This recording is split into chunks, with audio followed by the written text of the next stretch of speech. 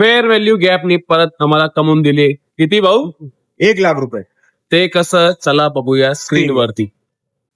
तर मित्रांनो जसं तुम्ही पाहू शकता आमची एंट्री ट्रिगर झाली आहे. हे ट्रेड आम्ही टेलिग्राम वर सुद्धा अपडेट केलं आहे.